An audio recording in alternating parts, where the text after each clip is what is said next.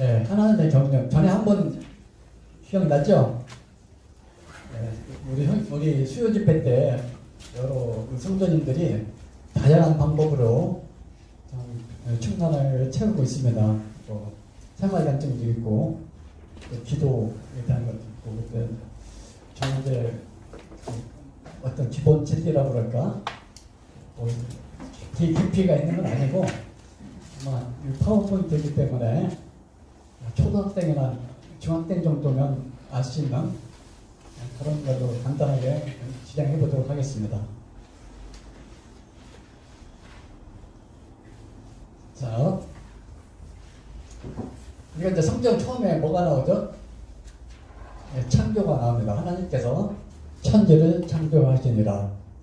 근데 우리는 이제 성경 끝까지 다 알기 때문에 그 창조는 사실 옛 창조였습니다. 그러니까 옛 창조는 반대로 새 창조도 나오겠죠. 자우된 시작은 옛 창조입니다. 근데 초반부터 우리가 아담 첫 조상 때부터 타락을 했습니다. 그러나 사랑이 많으신 하나님께서는 멸하지 아니하시고 비록 추방을 했지만 그 문을 하나 열어놓으셨죠. 하나님 만났기를 하나 열어놓고 그것이 바로 제사를 통해서 나중에 이스라엘 백성들한테는 성제를 통해서 만날 수 있는 길을 열어놓으신 아주 구원을 약속하신 하나님이십니다. 근데 하나님의 구원 방식은 그리스도 구원자로 통한 구원입니다. 그렇죠? 메시아에 대한 약속을 아담 때부터 주셨고, 이거를 이제 이스라엘 백성 중심으로 한 민족을 택해서 너희들은 가만히 서서 하나님께서 행하시는 일을 구원을 보라. 그러니까 가만히 서서 구원자가 오기만 기다리면 됩니다. 그래서 구원자 오셨을까요? 네, 오셨죠. 그래서 구원자가 또 스스로 자신의 몸을 제물로 드렸기 때문에 그리스도이시면서, 메시아가 그리스도잖아요. 그리스도이시면서 어린 양이 되어서 구속을 하시고 지금 하늘에 오르셨습니다. 그리고 나서 이방인 초반에는 유대인들 중심으로, 나중에 이방인을 중심으로 지금까지 계속 수많은 죄인들이 구원을 받고 있습니다. 네, 주님께서 다시 오신다는 약속을 했었죠. 네, 주님께서 오시는데 구원받은 성도들은 중간에 공중에서 만납니다. 그리고 뭐 요한계시록에 뭐 여러 장면이 나오지만 결국은 그 만당 우리 주님과 교회가 다시 지상에 강림을 합니다. 그렇죠? 뭐 주님의 재림이라고 그러니까 주님만 오시는 줄도 아시는데 성도들하고 같이 이 땅에 내려옵니다. 이게 키포인트죠. 그리고 온 세상에 천년왕국 지나고 나서 이제 백보자 심판, 세상을 정결케 하시고 드디어 새 창조로 들어갑니다. 이것이 성경 첫 페이지부터 마지막 페이지까지 되게 이제 알고 있는 우리가 내용인데, 이거를 연대기적의 성경이라고 얘기를 합니다. 그래서 옛창조부터 새창조까지가 성경의 이야기인데, 제가 생각하기에는 이 핵심은 구원이죠. 우리는 태어나면서부터 참 절체절명의 순간에 태어나잖아요. 구원을 받지 않으면 그게 영원한 멸망에 처하는 순간인데, 주님께서 계속 구원을 하셔서 우리가 이렇게 약속을 믿고 구원받은 겁니다. 예. 새창조에는 온 피조물, 그러니까 하나님은 창조주인데 온 피조물의 역사가 되겠죠. 근데 하나님의 아들은 피조물에 속하지 않은 분이시죠.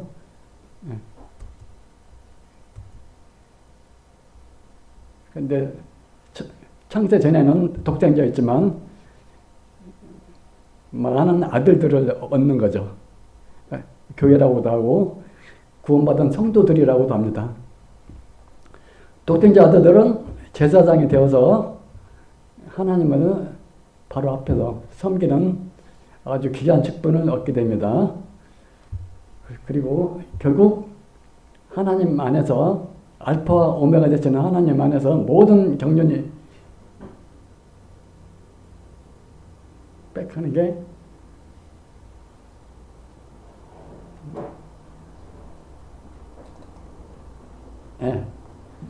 그래서 하나님은 하나님 집 안에 거하시면서 안식을 하는 겁니다.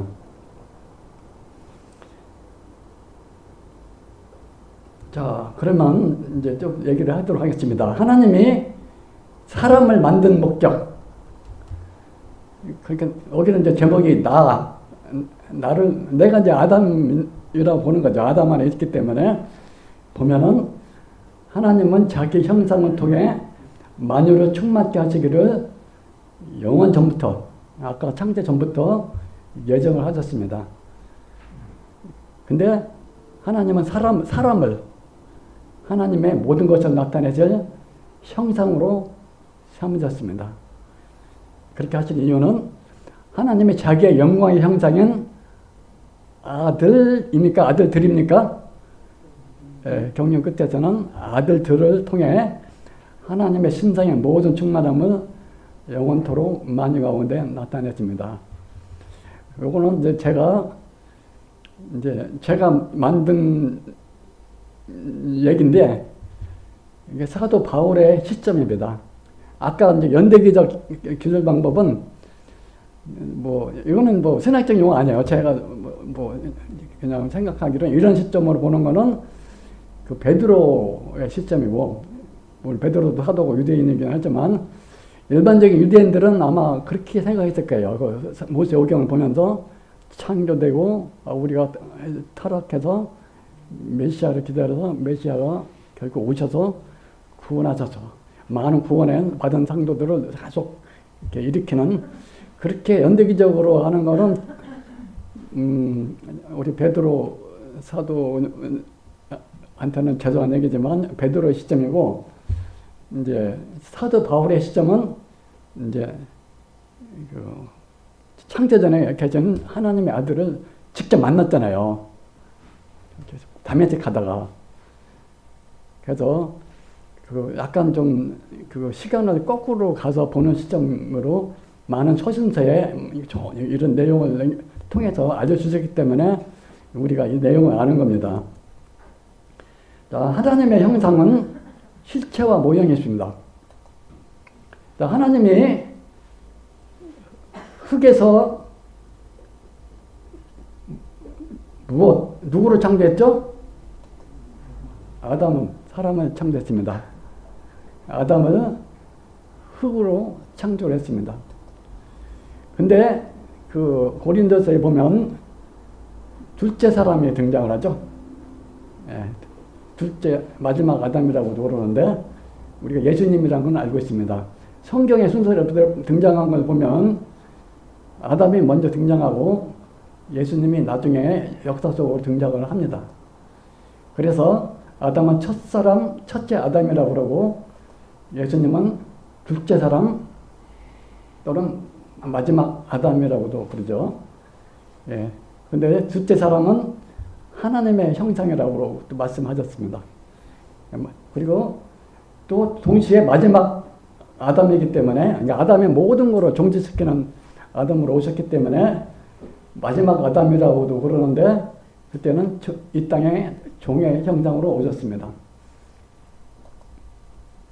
그래서 순서대로 보면 첫사람 아담이 역사에 등장하고 예수님이 성경 둘째에 등장한 걸 보이지만 이렇게 첫째, 둘째. 그러나 하나님의 시점에서 보면 사도 바울이 증거하기를 창세전에 하나님의 아들이 계셨죠. 하나님의 아들은 창조에 속한 분이 아니기 때문에 하나님이 낳으신 아들이에요. 그래서 아담은 오실자의 표상이라고 그랬죠. 표상이라는 말은 모형이라는 뜻이에요. 이렇게 예수님을 모형으로 해서 아담이 창조되었습니다. 그래서 하나님 시점에서는 1번이 먼저고 창조 전에 아들이 계셨으니까 그리고 아담을 이제 창조했죠. 여기서 중요한 포인트는 예수님은 낳으신 아들이고 아담은 만든 피조물입니다. 이렇게. 자, 하나님이 독생자가 이제 그 말씀, 요한복음도 보면 말씀이 하나님과 함께 계셨죠? 근데 하나님의 경륜은 사람의 아들을 하나님의 아들들로 성장을 본받게 해서 이렇게 낳는 게 하나님의 경륜입니다. 근데 이런 경륜이 있었는데 사람의 아들이 하나님의 아들이 되지 못하고 죄를 지어서 이렇게 이런 운명이었어요.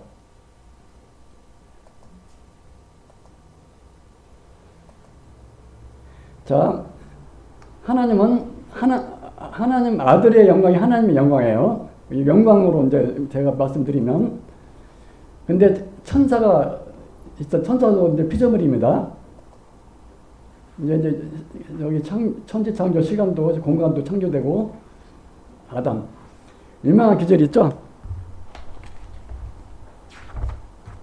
시편에 보면 잘 마시는 말씀이에요. 시편 8장에 보면 사람이 무엇이간데 주께서 저를 권고하시며 인자가 무엇이간데 주께서 저를 권고하시나이까. 저를 천사보다 조금 못하게 하시고 영화와 존귀로 관을 씌우셨나이다. 자, 아담은 천사보다는 좀 영광이 떨어지게 창조되었지만 하나님은 그 하나님의 영광을 사람들에게 주고 싶은 거 있어요. 그래서 로마서에 보면 모든 사람이 죄를 지었음에 하나님의 영광에 이르지 못하더니 그 말씀 속에 담겨있는 뜻이 뭔지 아십니까? 사람이 죄를 지어서 하나님의 영광에 못 이뤘구나. 요거는 반만 나타난 속뜻이고 진짜 속뜻은 뭐냐면 하나님은 사람에게 하나님의 영광을 주고 싶었던 거예요. 하나님의 영광을 주고 싶었는데 그게 못 이루니까 하나님의 안타까운 마음이 담겨있는 구절이에요. 이해가 되죠? 그냥 표면적으로 읽으면 사람이 죄를 지어서 그렇지 하나님 영광이 못 가지 여기까지만 생각하는데 그 본뜻은 하나님은 이 영광을 주고 싶었던 거였어요. 이렇게.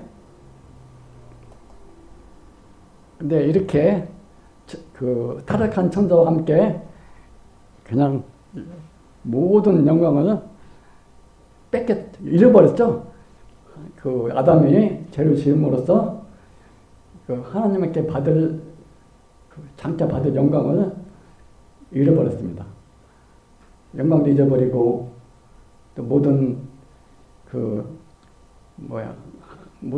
축복이나 복을 잊어버리고 또 사람의 몸은 늙어서 죽게 되고 참 우리는 뭐 늙어서 죽는다고 그러지만 다 죄 때문에 그런 겁니다.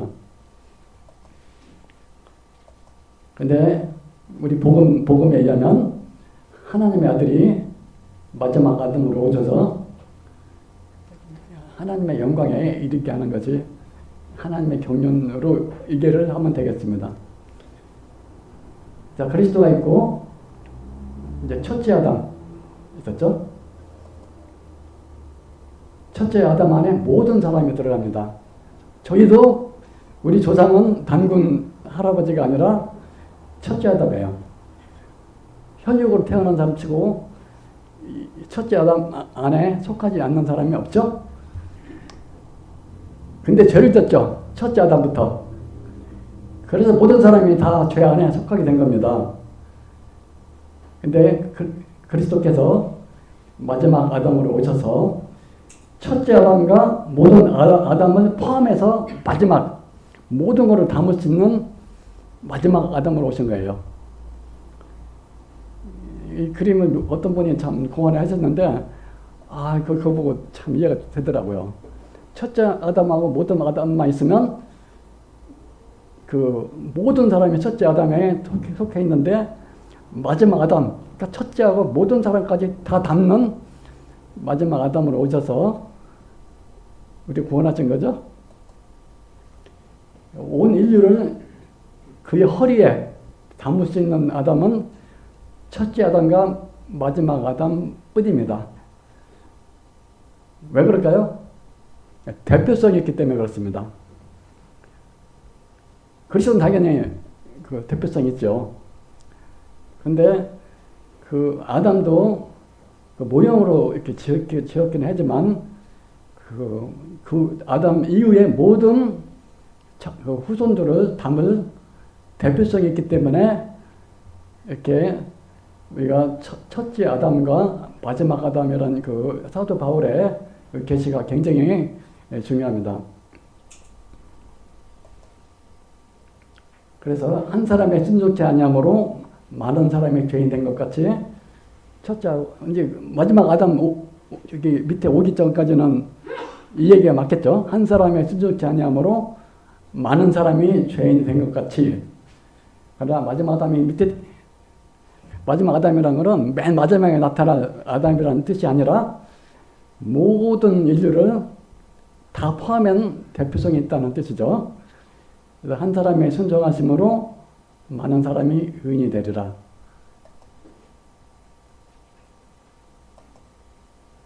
그래서 땅에 속한 자가 하늘에 속한 자를 통해서 이렇게 빼내는 거죠. 구별돼서. 그래서 마다리가 많은 형제들을 얻는 하늘에 속한 자가 되는 겁니다. 땅에 속한 자가 하늘에 속한 자가 되는 거죠. 그지? 우리가 이제 구약 성경에서 많은 성경을 공부하는데, 우리 성경 교재반에서도 계속 교재를 하고 있거든요. 출애굽기, 레위기 공부하고 있는데, 뭐니 해도 구약의 핵심은 성전이더라고요.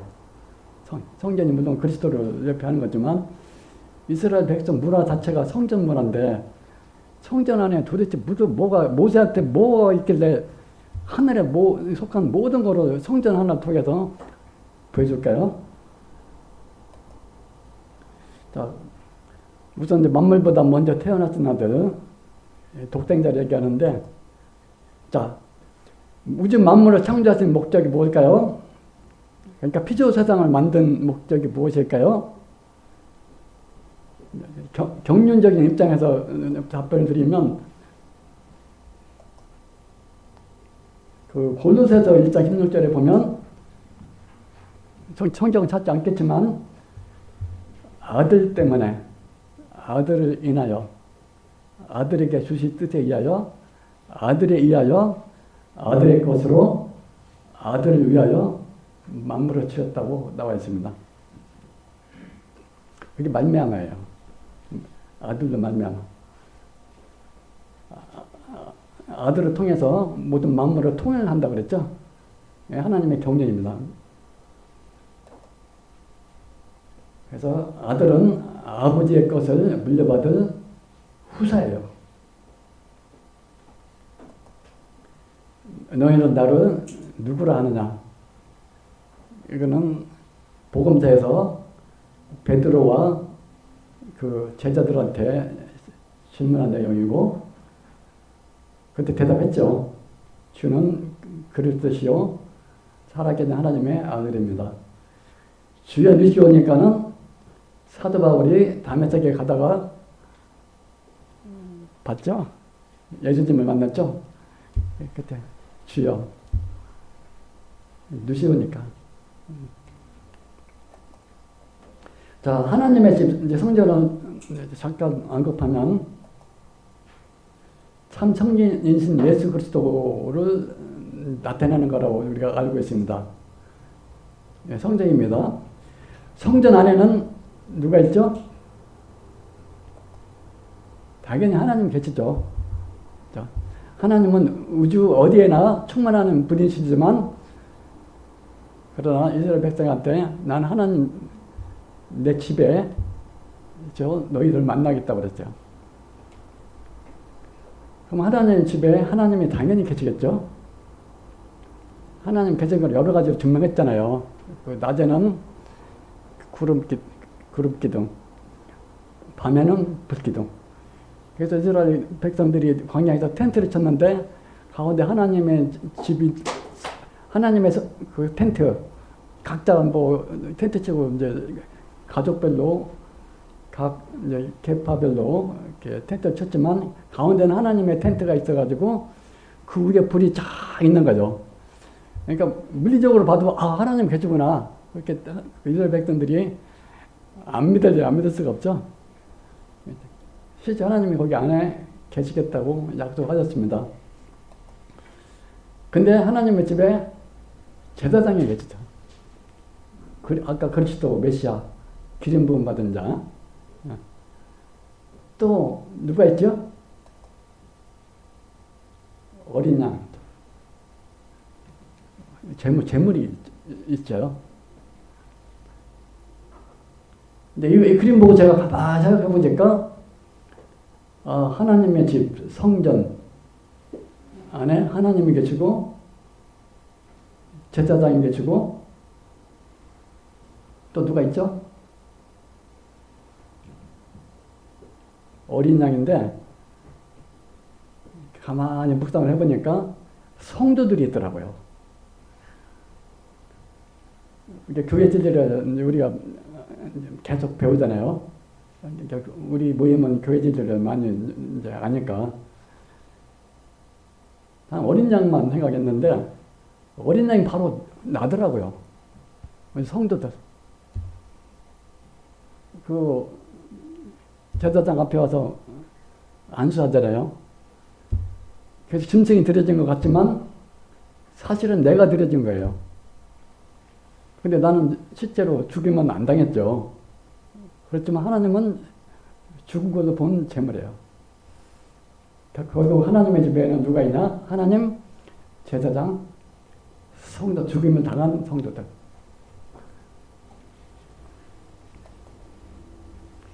아버지와 중보자 되신 아들, 아들은 당연히 하나님의 아들, 그리스도고, 제사장이니까, 하늘의 제사장이니까, 그분이 동시에 사람의 아들도 이 땅에 오셨어요. 하나님의 아들이시지만, 사람의 아들로. 그러니까 아들은 아들인데, 원래 하나님의 낳으신 아들인데, 우리를 구원하시기 위해서 마지막 아담으로 오셔야 되기 때문에 사람의 아들로 오셨어요. 사람의 아들로 오신 방법은 마리아 복중에도 나갔지만 그 사람의 아들로 오시는 그 루트는 다윗의 자손.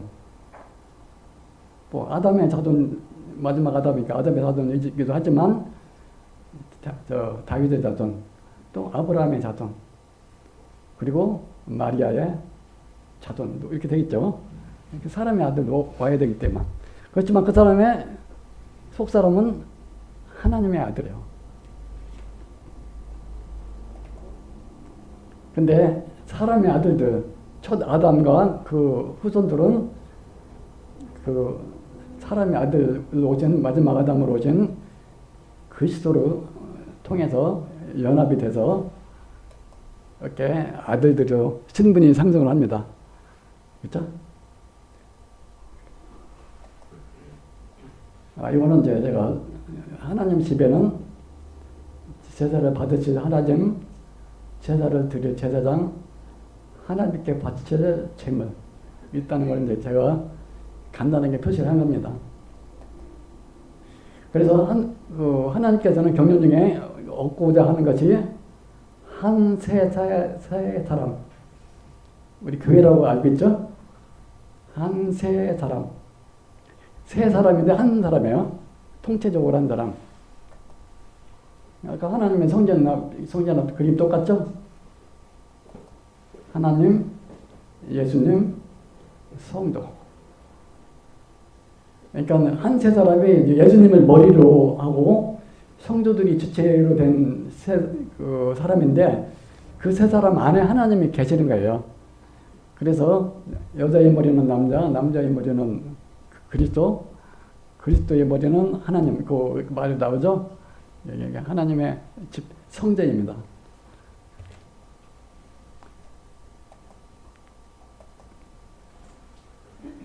베드로서와 고린도서, 뭐 에베소서 다 합쳐서 우리는 택하신 족속이요, 왕같은 제사장이요, 거룩한 나라요, 소유된 백성이요, 하나님의 아들들, 아들, 하나님의 후사. 아까 만유를 물려받는다고 그랬죠? 또 하나님을 참형상.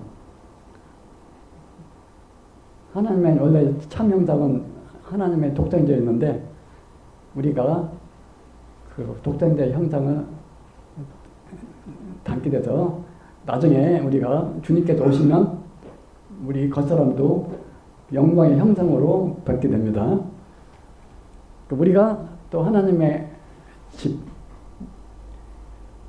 집에 모퉁이 돌과 그 돌 얘기 나오잖아요. 돌, 탄돌. 예수님이 주춧돌 되고 우리가 벽돌 1, 벽돌 2, 벽돌 3, 벽돌 4 쭉 연결돼 붙어서 그 벽돌이 알고 봤더니 살아있던 벽돌이에요. 우리가 하나님의 성전이 됩니다.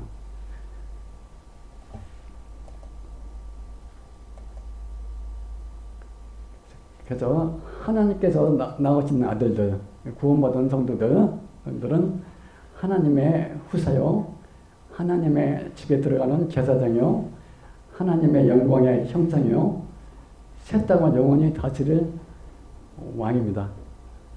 우리가 계시록에 보면 우리가 땅에서 왕노릇하리로다. 새 땅에서 우리가 왕노릇합니다.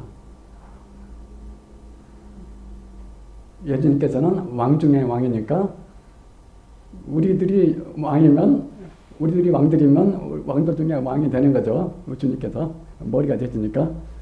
예. 그래서 마녀를 유업으로 주시고 하나님 자신을 주십니다. 왜냐하면 아까 한 세 사람 안에 영이신 하나님께서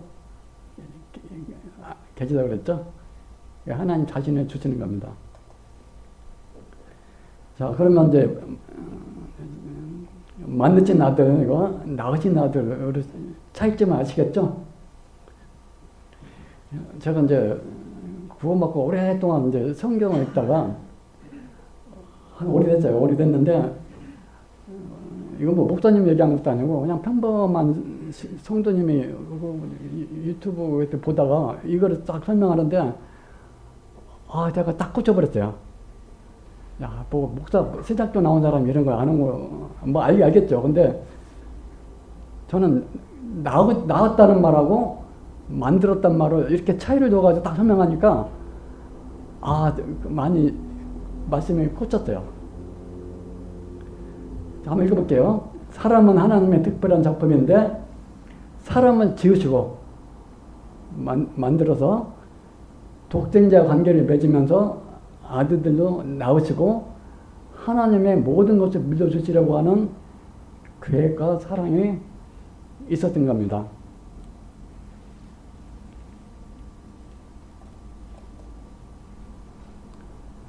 sons,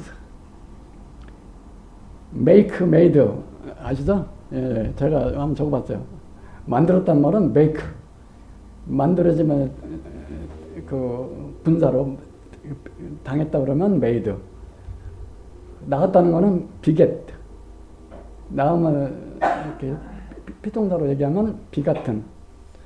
그래서 만들어진 아들은 천사들, 그리고 아담과 그의 후손들은 그 만들어졌다고 그러고, 그 창조전에 나오신 하나님의 아들 예수님은 더 온리 비같은 쌍이라고 그래요. 그 당시에 우리가 창세기가 시작되기 전에는 오직 비 같은 짠이라고 할 수 있는 분은 오직 한 분밖에 없었죠. 독생자.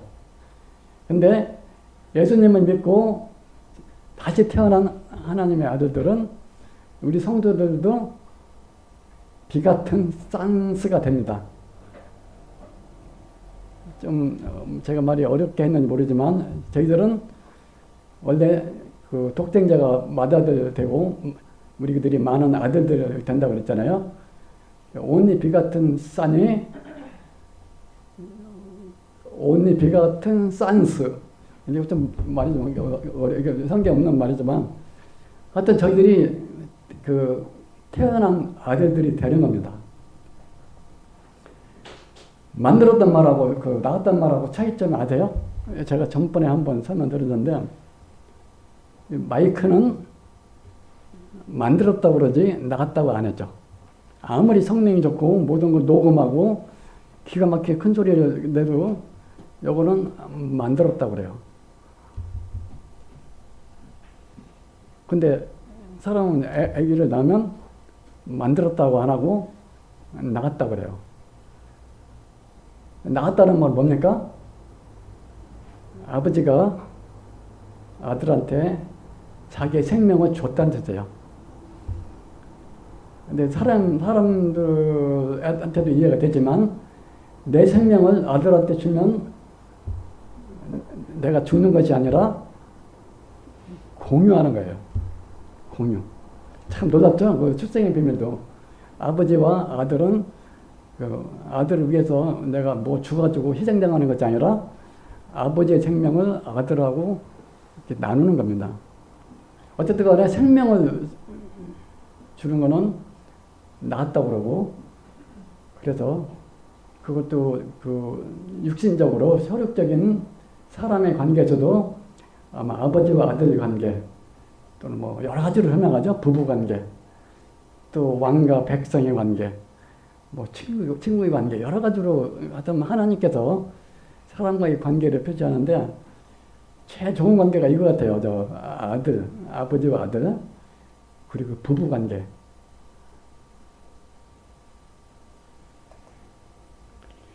그래서 창조로 본다 그러면 옛 창조와 새 창조로 보는 거고, 그 성경의 역사를 구속의 역사를 보면 죄인이 의인되는 거. 그러니까 저는 이제 이거 따로따로 보고 싶지는 않아요. 다 교하기 때문에 구속의 역사가 키포인트죠. 왜냐하면 구속을 통해서 부활의 아들들을 얻잖아요. 창조를 통해서 그 지으신 아들들이 낳으신 아들들도 이렇게 그 하나님께서 결국 원하셨던 그 아들들을 얻는 것이 역사의 과정인데, 구속을 통해서는 부활의 아들들을 얻잖아요. 죽었다 살아난 아들. 탕자의 비유에 보면 그 얼마나 기가 막혀요.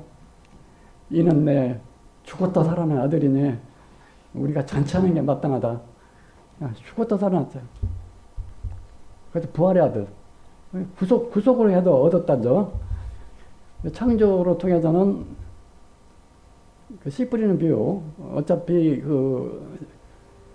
지은 아들이 그거는 모형이었고, 참 형상을 통해서 하나님의 형상들을 얻는 것이 이제 낳으신 아들들이니까, 어쨌든 간에 이게 두 개를 나눌 필요 없이 이 두 가지가 한꺼번에 이루어진 것이 십자가입니다. 죄사함과 생명이, 예수님의 십자가는 죄사함만 있는 것이 아니라 생명을 또 주는 십자가예요. 십자가가 얼마나 긴막힌지 아세요?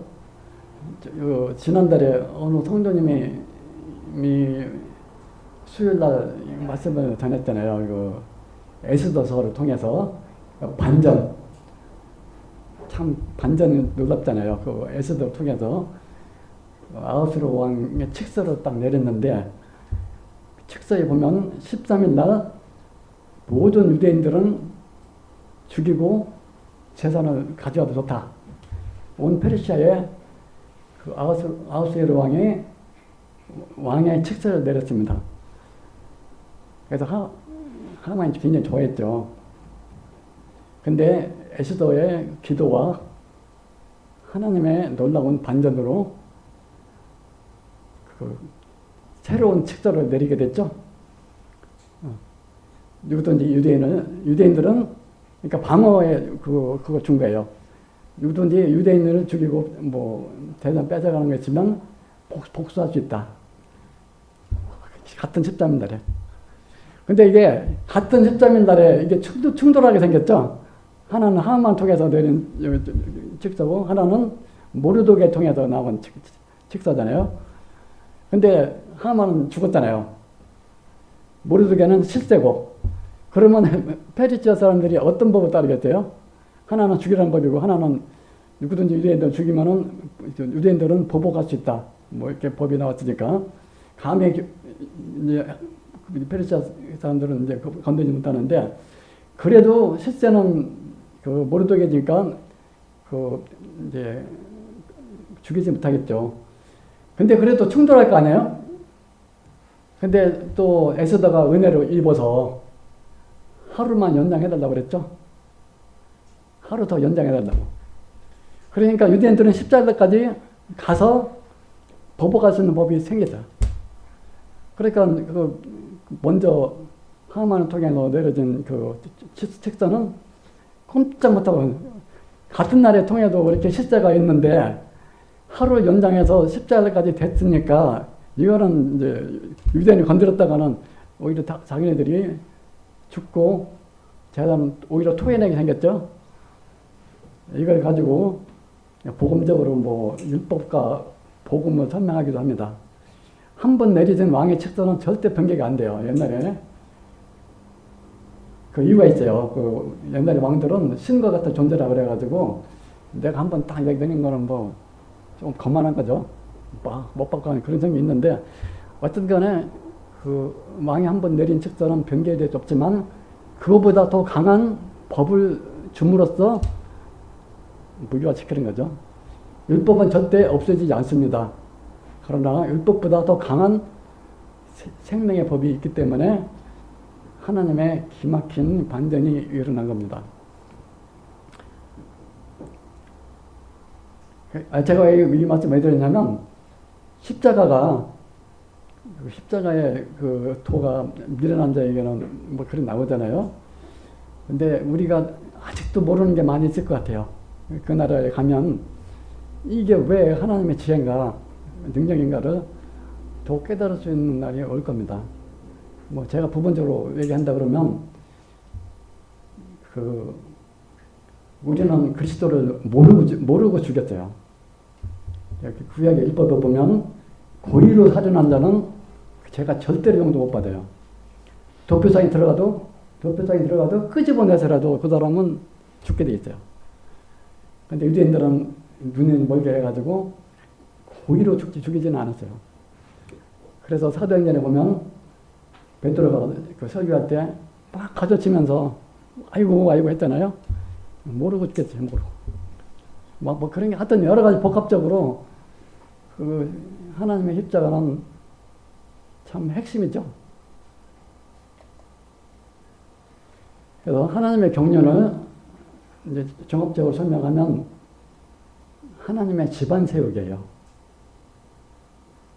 그래서 하나님의 집을 하나님이 세우시는 이유가 뭐냐면 집 안에서 하나님이 안식하기 위해서. 우리도 집 안에서 안식하잖아요. 쉬고 하나님도 하나님 집 안에서 안식을 드립니다.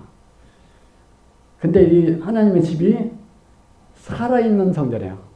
살아있는 참성전. 성전이 살아있다는 뜻이 뭡니까? 벽돌로 지지 않았다는 소리죠. 예. 그 하나하나 그 재료가 살아있는 생명으로 곧 하나님의 아들들 그리고 독생자가 그 세워진 집이 어떤 집이 저도 궁금해요. 뭐 지금까지는 이제 사도 바울적인 시점인데 이제 사도 요한적인 시점이 좀 또 있어요. 제가 좀 나눈 거예요. 베드로와 뭐 내가 폄하하자는 건 아니고 근데 그건 뭐 나중에 기회가 있으면 하겠지만 그 살아있는 성전은 산돌 많이 교제했을 겁니다. 하나님이 그 안에서 쉬시면서 그 온 만물의 통치를 아들들한테 맡기고 쉬시는 겁니다. 우리가 통치해요. 우리가 통치하는데 뭐 우리 왕이 됐으니까 의시되라는 소리가 아니라 하나님을 대리해서 우리가 세상을 통치합니다.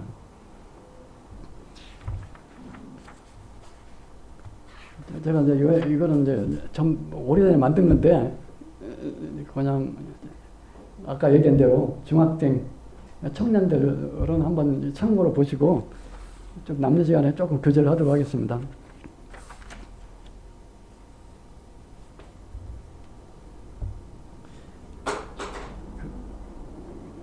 에베소서에 보면 하늘에 속한 모든 복을 우리가 받았다 되어 있죠.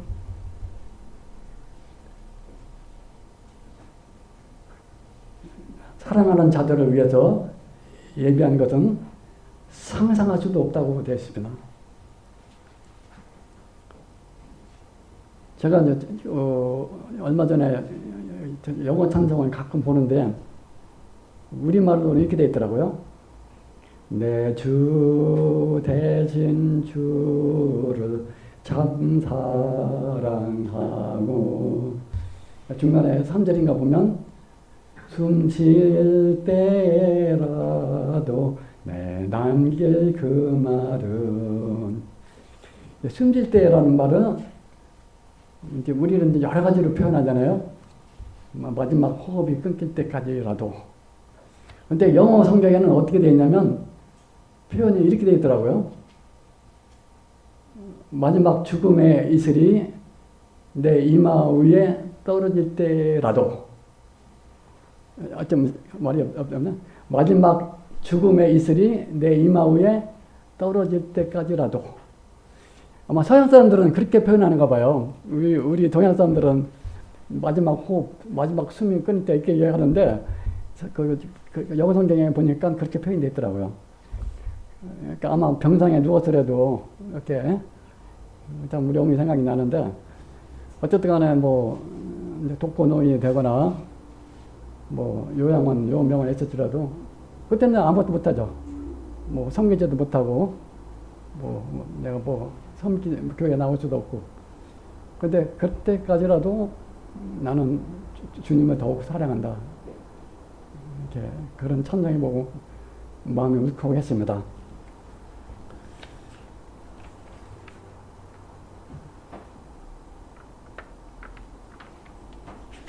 하여튼간에 저희가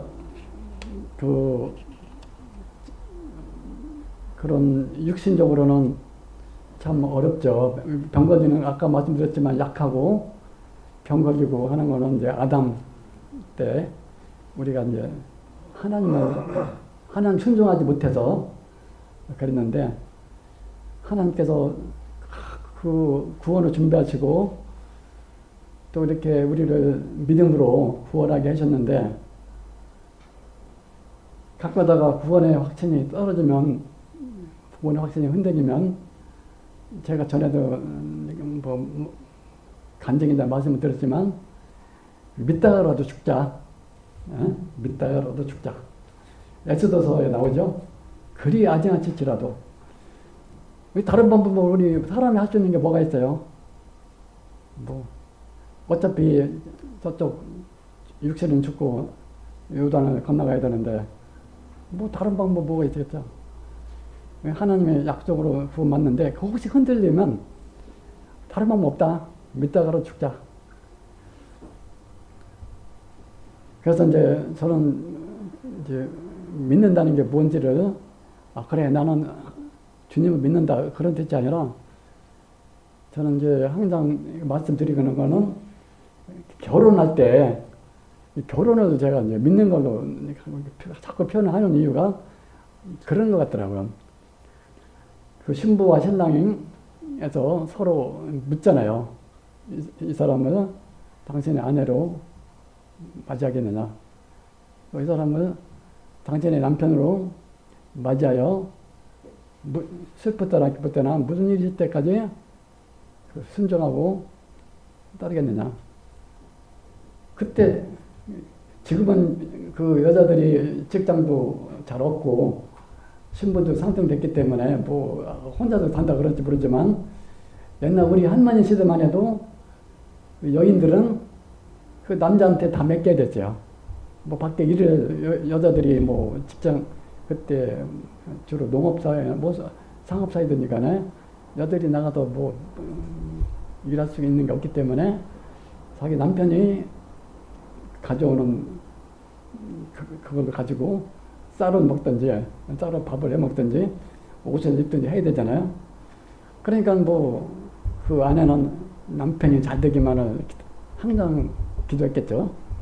우리 남편 뭐 사고 안 나고 남편만 의지하니까 남편이 잘못되면 자기를 굶거든요. 그것처럼 그런 마음으로 우리 주님만 믿는 거죠. 주님하고 운명을 같이 하는 게 그런 마음으로 신랑 신부가 서로 믿는다고 고백을 하는 거죠. 근데 우리가 믿으려고 먼저 한 것이 아니라 주님께서 먼저 우리한테 구원, 프로포즈를 하셨습니다. 지금 막 프로포즈 하고 있는 중이에요. 나를 남편으로, 나를 내 주로 맞아들이고 나만 믿겠느냐. 우리가 그때 예스 하면 되죠. 주님 잘못되고 나도 잘못되는 거죠. 근데 우리의 구원은 내가 뭐 잘해서 된 것이 아니고 우리 주님께서 그러니까 내가 구원을 제가 하늘나라 가는 이유는 뭐냐면 제가 완전하기 때문에 그런 것이 아니라 저에게 완전한 구원자가 있기 때문에 하늘나라 가는 겁니다. 다 아시죠? 저한테 완전한 구원자가 있기 때문에 하늘나라 가는 겁니다. 예수님을 믿는다고 하면서도 구원 받을지 안 할지 모른다고 하는 사람은 아직 예수님을 믿는 사람이 아닙니다. 제가 구원받은 이유는 제가 한 번도 죄를 지지 않았기 때문이 아니라 완전하신 구원자께서 저희 모든 죄값을 갚아주셨기 때문입니다. 룻기에서 보면 룻기가 이제 보아스가 이제 기업 부르자로 하나님께서 기가 막히게 만나게 해줬잖아요. 기업을 부른다는 뜻은 뭐냐면 그 사람이 다 잃어버렸던 그 재물을 다시 찾아주는 것뿐만이 아니라 그 사람의 뭐 잃었던 10분까지도 다시 회복시켜주는 겁니다. 그래서 룻 가정, 룻은 실제 맞지만 룻의 원래 남편 가정이 있잖아요. 그 가정의 모든 것을 회복시켜주는 것까지도 포함해서 기업을 부른다고 그래요. 기업을 부른다니까 그 옛날 신분도 상처시키려니까 결혼도 해야 되고 또 후손을 계속 그 대를 이어지기 때문에 또 결혼해갖고 자손도 낳게 됩니다. 그래서 우리가 아담을 통해서 주님께서 기업 부르자로 오셨다는 것은 원래 우리가 누려야 할 하나님께서 하나님의 아들의 영광을 주시기 원했잖아요. 근데 그거를 우리가 잃어버렸는데 그거를 찾아주는 겁니다. 제사함은 당연한 거고 원래 우리가 받아야 하늘의 복. 물론 이제 그것이 언제인지 모르지만 우리가 받을 복이었어요. 근데 지금 그게 이제 진행도 뭐 한참 진행이 아니라 초반부터 그냥 잊어버렸죠. 그래서 자꾸 말씀드리지만 늙고 병들고 뭐 사고로 죽던 몸은 죽어야 됩니다. 자, 이제 마무리 지면 우리가 저도 이제 나이가 많다 보니까 이제 우리 육신이 약하잖아요. 그러면 하나님, 그 주님의 씨 뿌리는 비유가 항상 생각이 납니다. 우리 안에는 하나님의 생명이 있습니다. 이 생명은 세상 사람들은 못 봐요. 우리가 여기 앉아있는 여러분들 속에 있는 하나님의 영광은 못 봐요. 그렇기 때문에 세상 사람들은 우리를 똑같이 봐요. 마치 초림 때 예수님께서 오셨지만 사람들이 겉사람만 보고 우리하고 똑같네. 그죠? 그러나 속에는 하나님의 영광, 그 영광의 형태요, 뭐 나오죠? 본체의 형상이요, 뭐 영광의 광채라고. 마치 모세가 시내산에서 내려올 때 수건을 가렸던 것처럼 주님께서 그 육체의 수건을 가리고 하나님의 영광을 가리고 오신 거죠. 하나님의 영광은 아들의 영광이니까. 근데 세상 그때와 마찬가지로 지금 세상 사람들이 우리를 볼 때에는 우리 속에 안에 있는 하나님의 영광은 못 봐요. 근데 여러분들 자부심을 가지세요. 이게 영광이 언제 드러납니까? 우리 몸이 땅에 심어질 때. 그게 씨 뿌리는 거예요. 이걸 생각 없이 그냥 뭐 늙어서 병들어 한다 그러면 진짜 허무하죠. 그러나 이렇게 해야 되는 이유는 뭐냐면 이렇게 해야만 우리 속에 있는 영광이 주님 오실 때 그 주님 같은 영광의 형태로 변해서 하나님의 부활의 아들들도 하나님의 집에 들어가게 되는 겁니다. 그래서 나이 많으신 우리 멋진 부처님들도 참 이게 육신이 찢어지는 그런 고통이 있겠죠. 돌아가실 때. 그렇지만 주님께서도 그렇게 하셨으니까 저도 그럴 것 같아요. 저도 병나게 누워서 이 몸이 빨리 썩어서 하나님의 영광에 어떤 영광인지 모르지만 씨가 뿌려져서 땅에서 썩고 나올 때 나온 다음에야 그 영광을 보잖아요. 아, 이게 무슨 꽃이고 무슨 열매구나. 그렇게 하길 바랍니다. 우리가 나왔다는 거는 자, 이건 잠깐이면 되겠어요. 이 컵이 바다 안에 들어가면 컵 안에 물이 있는 겁니까? 물 안에 컵이 있는 겁니까?